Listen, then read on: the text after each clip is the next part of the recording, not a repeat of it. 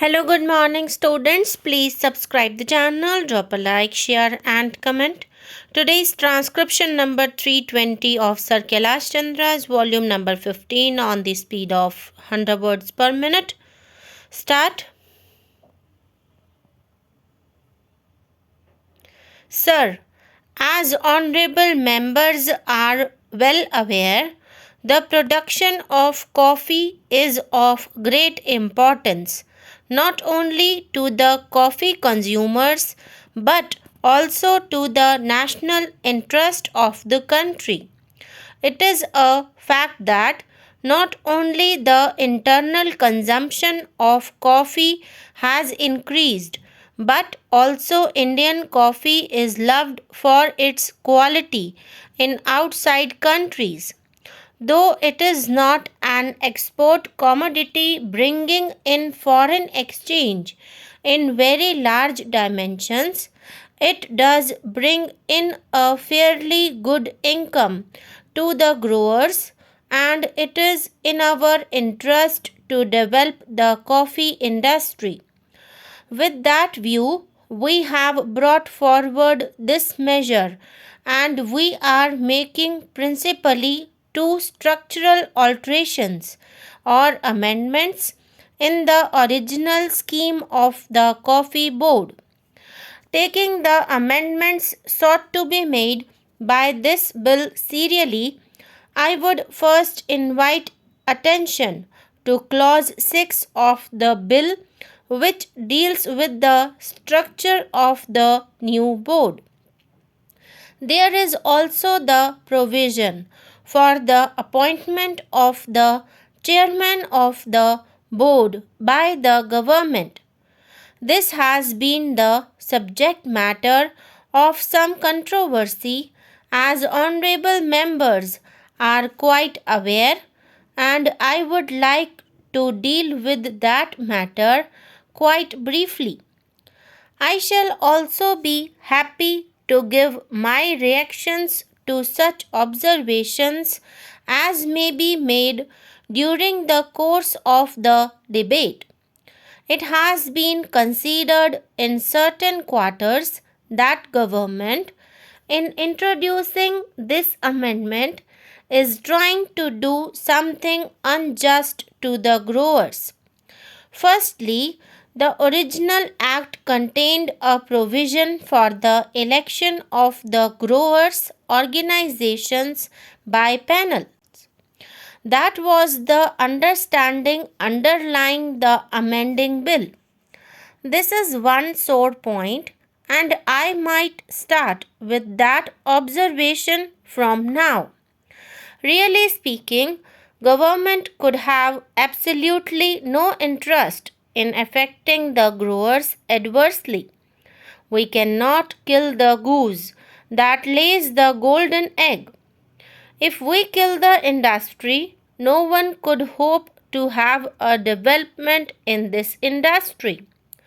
No doubt, sometimes things happened in the past and they made government come to the conclusion that the coffee board at that time did not do all in its power to see to it that the prices were under control.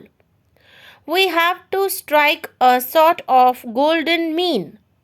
It is not that only the growers' interests are supreme, but I am quite sure that whereas the growers' interests have to be important, the interests of the consumers have also to be taken into account. Take the Tariff Commission, for instance. It goes into the cost of production of the indigenous production and also finds out the import price of an imported product. If the import value of an imported article is rupees 30 and the cost of production of a local article is rupees 20, the commission tries to cover the gap of rupees 10 and add a little more so that the indigenous product may not work with an initial disadvantage vis-a-vis the imported product. That is what they do. So, in the case of productive industry, it goes without saying that the margin to the grower should be important and should be a sufficient incentive. But then we have to look at other factors also. Take the case of silk. For instance, silk is a relevant example. Supposing we stop all imports, the growers might get rupees 58 or rupees 60 per pound, whereas the tariff commission price would be round about rupees 32 per pound, giving a margin for the handicap sustained by local production. If prices soar high, they have a deleterious effect on industry, though for the time being, persons in charge of particular concerns may profit by it today and tomorrow. This is not beneficial from the long range point of view, and in as much as we want this coffee industry to develop in the long run into a very prosperous industry, not only to satisfy the internal needs but also to satisfy our exports as much as possible, we must take effective and proper steps.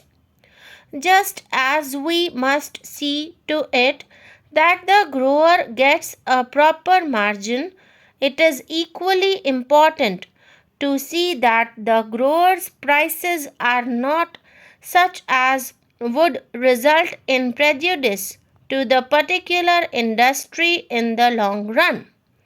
In the near future, it may be advantageous for us to do that.